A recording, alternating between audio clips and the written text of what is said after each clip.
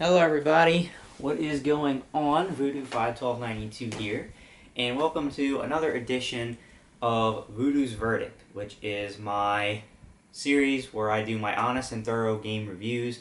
I go in depth about video games that I've played and give you my honest thoughts and opinions on them and a score at the end.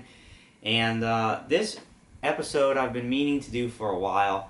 I've beaten the game about a month ago, but because of various circumstances and things going on and game modes that I haven't been able to play, I was delaying the review of this game. But at this point, I figure it's time for me to just go ahead and do the review before, I lose everything out of my head about this game and things that I wanted to say and such. So, the game we're going to review today is Far Cry 3, which is a game that came out December of 2012.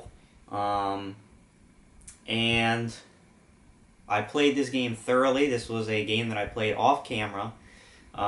Did not do a film playthrough of this game, but I played it for about 20 hours is how long it took me to complete what I wanted to do with the campaign. So we're going to talk about it. What is Far Cry 3?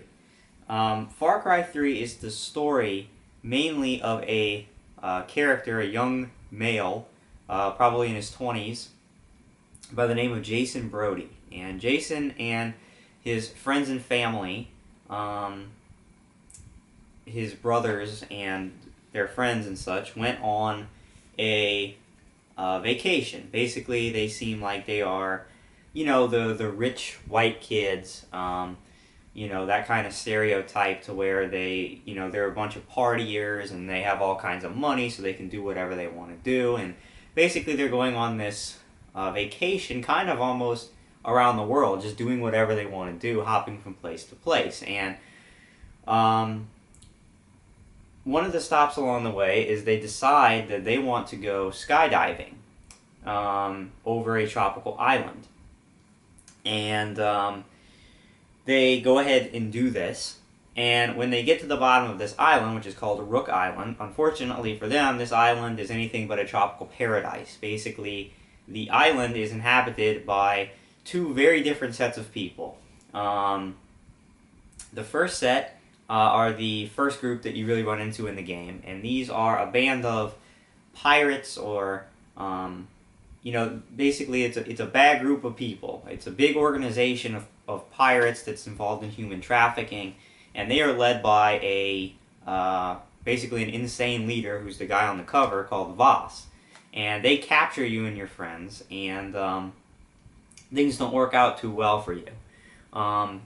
You're captured and thrown in prison, and basically you get out of prison, out onto the island by yourself, and it's your job at that point then to go and find and rescue your friends and family, and get them all to safety so you can try to get off this island. Well, when you get out of this, you're basically rescued by the other group of people on this island named the Rocky Yacht, who are a tribal people. They're made of tribal warriors, basically, and their family, and they are locked in a constant struggle against these pirates and for control of the island and things of that nature. And so they rescue you and kind of welcome you in as one of their own. They give you this tattoo on your arm, and what you find out is there's really more than meets the eye about these Rocky Yacht people. There's some mystical stuff going on with them.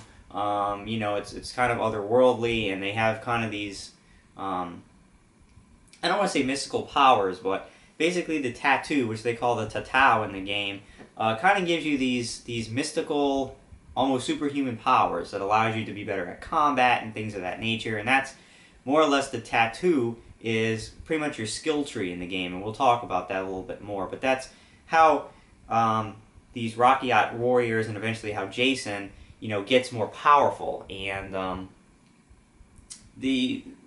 basically it starts off you're just trying to save your friends. But the more you play Far Cry 3, and the more you get involved with the Rocky Yacht, and you learn more about what's going on this island between them and these pirates, the more entrenched in the game you get, the closer you get with this Rocky Yacht people, and you find yourself really trying to save your friends, but a lot is trying to help these Rocky Yacht people trying to fight back against these pirates, and it becomes a real struggle where you really want to save your friends and family. That's really your main goal, but you kind of start to lose sight of that, and you start to kind of focus your attention more on taking revenge against the people who captured you and did these things to you, and helping these Rocky Out people fight. And really the plot gets pretty crazy and insane as you delve deeper and deeper into the history of this island, and you get more involved with these people, and you get more fixed on killing these pirates and their leaders and all that kind of stuff, and it gets pretty crazy. So that's kind of the overview of the plot of Far Cry 3. Lots of interesting characters, people you meet. You meet the leader of the Rocky Out people, and she's definitely an enigmatic character, and you start working for her and stuff, so definitely an interesting plot to the game. Now, as far as gameplay, what type of game is Far Cry 3? Far Cry 3 is one of these open-world first-person shooter games, so very similar to a Fallout or Borderlands, that style of game, where you have a big open environment, you can go where you'd like, and of course it's a shooter, a first-person shooter. And of course, as usual, you have your main quest, your main story quest that you can do. But you also have a variety of side content that you can do. And the gameplay of this game is very much a balance between stealth, being sneaky, and just open combat shooting. And we'll talk a little bit about that. As far as when each kind of when to use stealth, when there's open combat.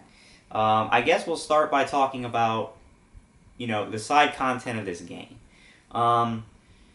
This is made by Ubisoft, so very similar to the Assassin's Creed series of games. There are viewpoints. In this game, they're radio towers. I believe there's 18 of them spread throughout the island, and as you go and climb these radio towers, it's basically like a first-person platforming mini-game. You climb up these radio towers, you activate them, it shows you an area of the map, just like Assassin's Creed. So when you get and climb to the top and activate all these radio towers, it opens the whole map, and you can see all the stuff that there is to do there. Now the most time you're going to spend on the side content is with what they call outposts. There's 34 of them. There's quite a few, and these are outposts that the enemy maintains. So these pirates, or later in the game, it's an upper level division of these pirates, so it's a little bit tougher enemies, but they control these outposts, and your goal with these outposts is simple. It's to eliminate all of the enemies at that outpost, to kill them all. And once you do that, you liberate that outpost. And when you liberate the outpost, it becomes a safe house for you.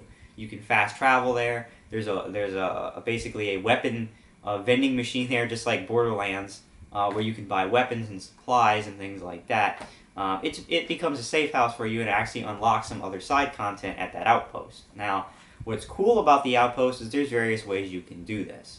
You can walk straight into the outpost, guns blazing, and kill everybody. Now you have to be careful, because at these outposts there are alarms, and if you tip off the enemy that you're there, they can run to these alarms and activate them, and when they do that, tons of reinforcements come in, and you don't liberate the outpost till you kill all the reinforcements. So it's a giant firefight, okay? Or you could deactivate the alarm and then go in guns blazing and kill everybody. Of course, if you deactivate the alarm, they can't signal for backup, so you just deactivate the alarm, and then you can kill everybody. Now, if you do it the first way and they trigger an alarm, you only get 500 experience. It's a game where you earn experience points. If you kill them all and don't trigger an alarm, it's only 50 extra points. It's 550 XP, which is really not that big a deal.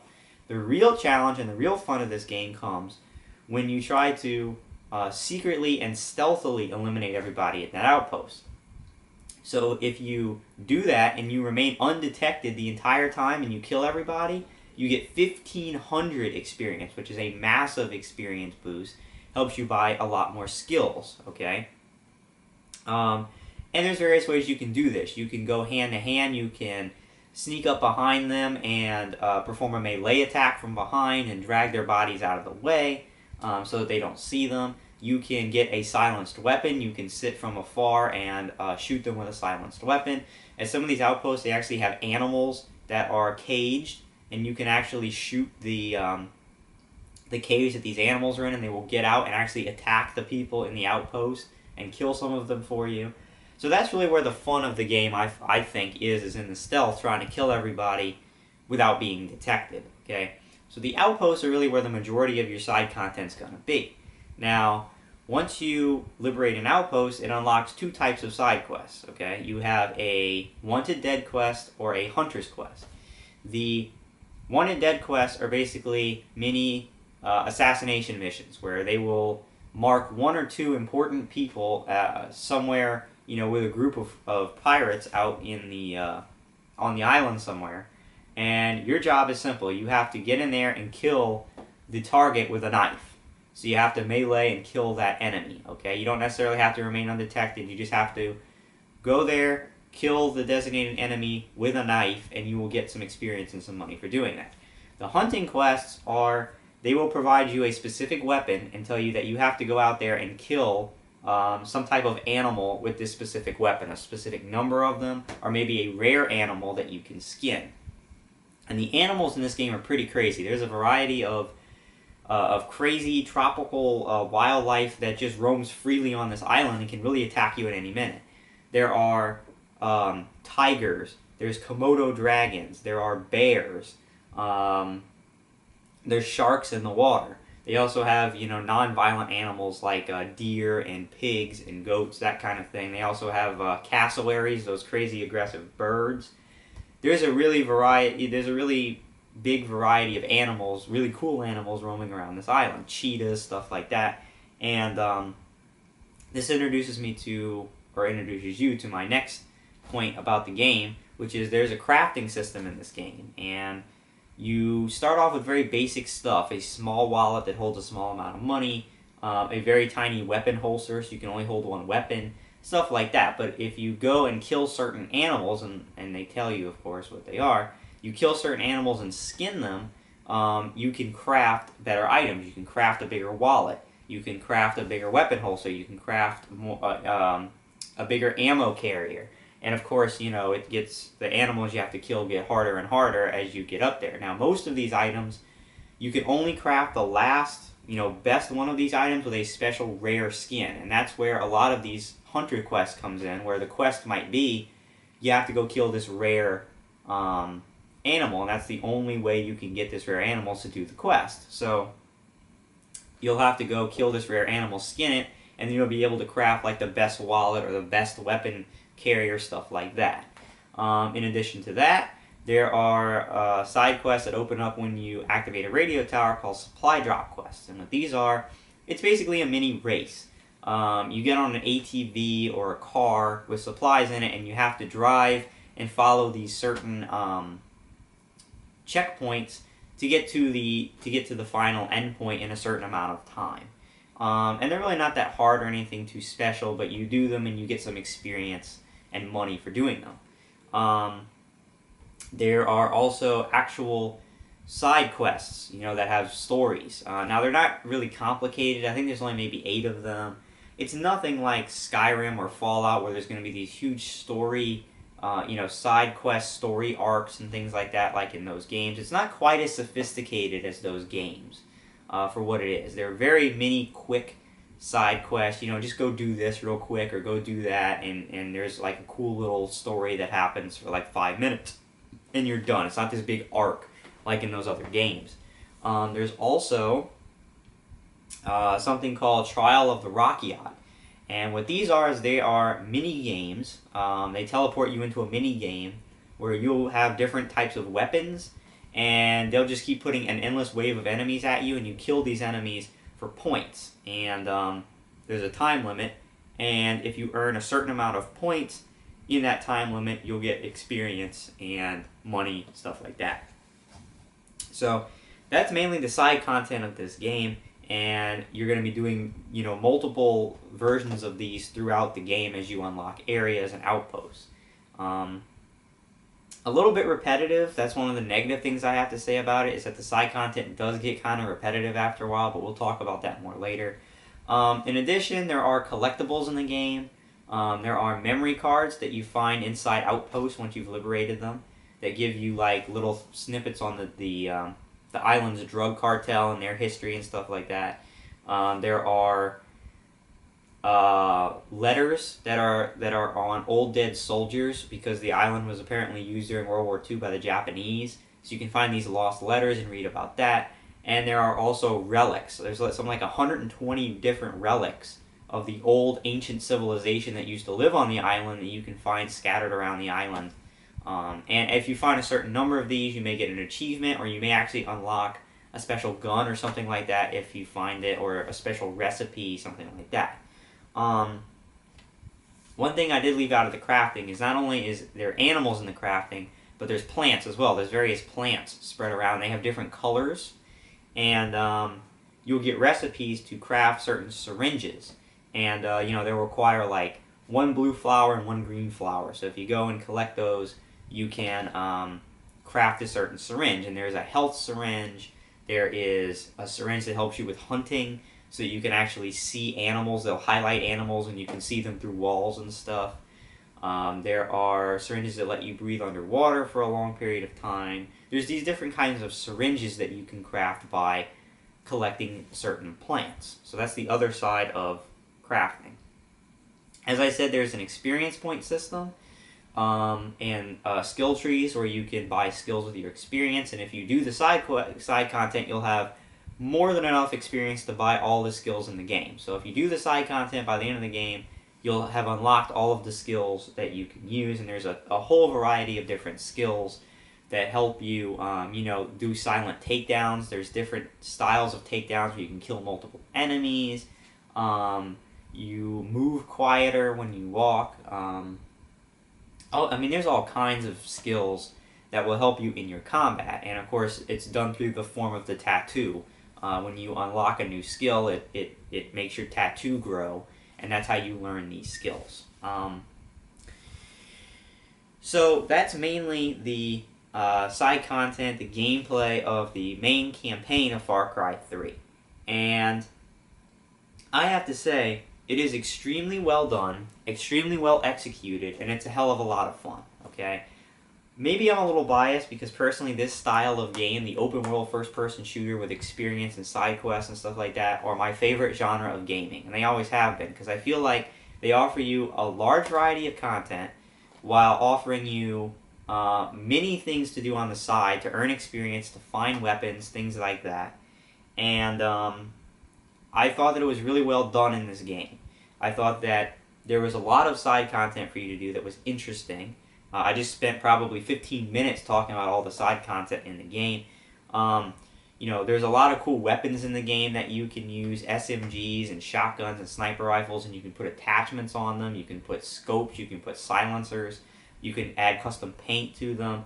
And as you do certain things in the game, or, achieve certain things, you'll actually unlock signature weapons, which are these really cool, already customized weapons that are more powerful than the other guns in the game.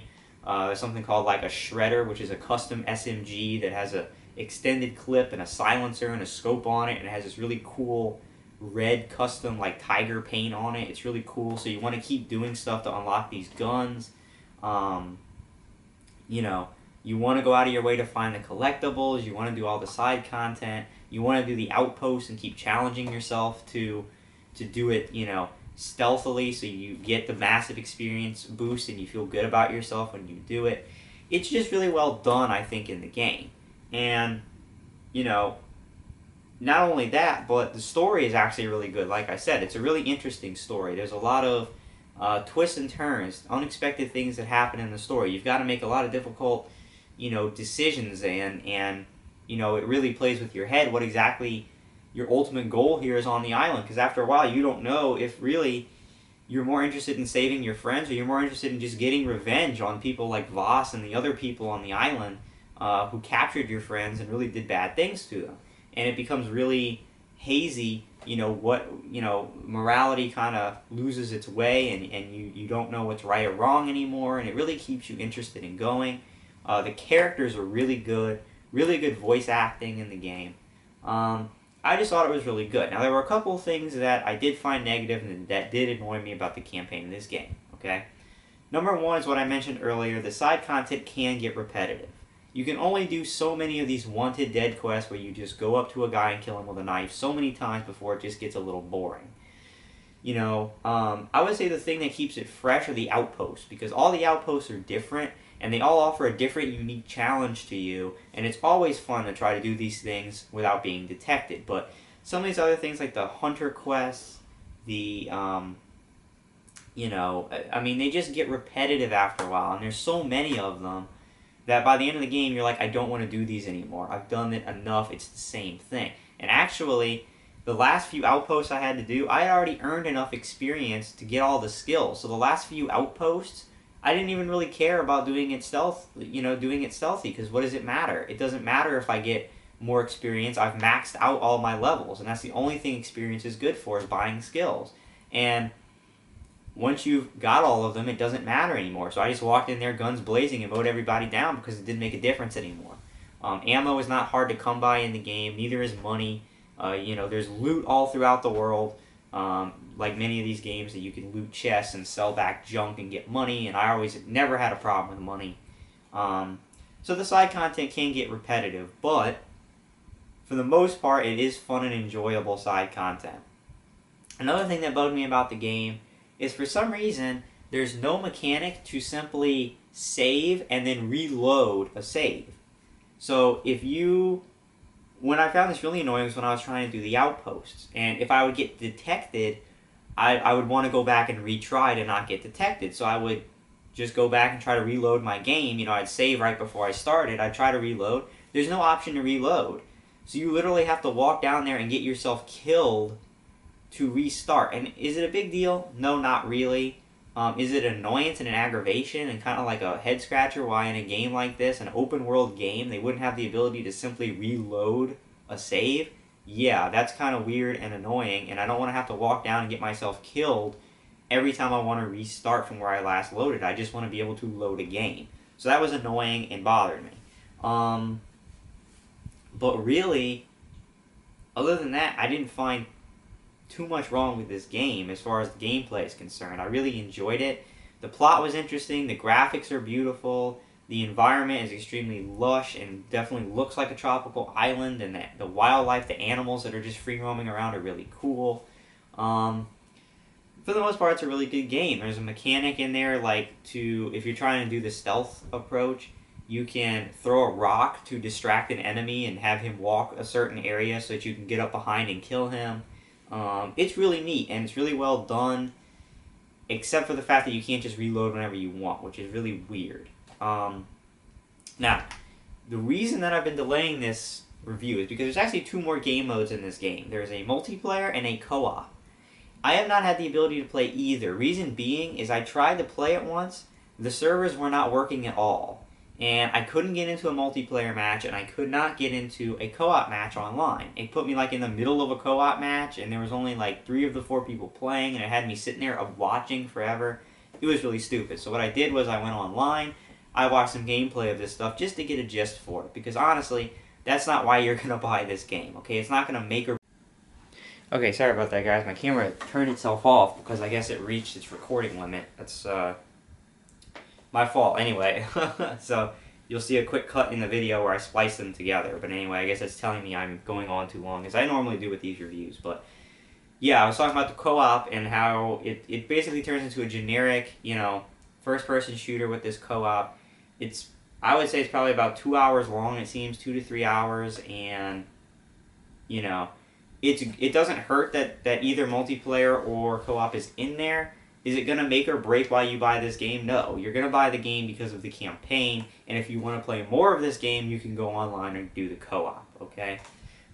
So, first score. What do I think of this game? Well, I honestly have to say one of the best games of 2012, potentially my favorite game of 2012. Now, I don't know because there's some games I haven't finished yet, like Dishonored, Borderlands 2, but certainly one of my favorite games of 2012, and probably one of the most memorable games I've ever played, because the environment is so unique, because the gameplay is really good. They do a good job balancing between The open combat, which I forgot to mention when you'll do that, and you'll do that a lot in like the main missions. You'll do that a good bit at the outpost. If you elect not to do it, stealthily, then you'll do a lot of open combat. There's plenty of opportunities to shoot your gun in this game, let me say that. But there's also a good mix of the stealth in there. It's well executed, it's well done. The environment is crazy. It's a giant open map with jungle, this jungle environment, all these crazy animals running around, different terrains, mountains and caves and forests, and it's just, it's crazy to run around in. It's a lot of fun, a lot of content here. The story is good. Really, the negatives I have to say about it, like I said, the side content can get very generic at the end of the game, and the ability to not be able to save not be able to save, but not be able to just reload wherever you save is really annoying and a boneheaded move, and I don't understand why they didn't put that in this game.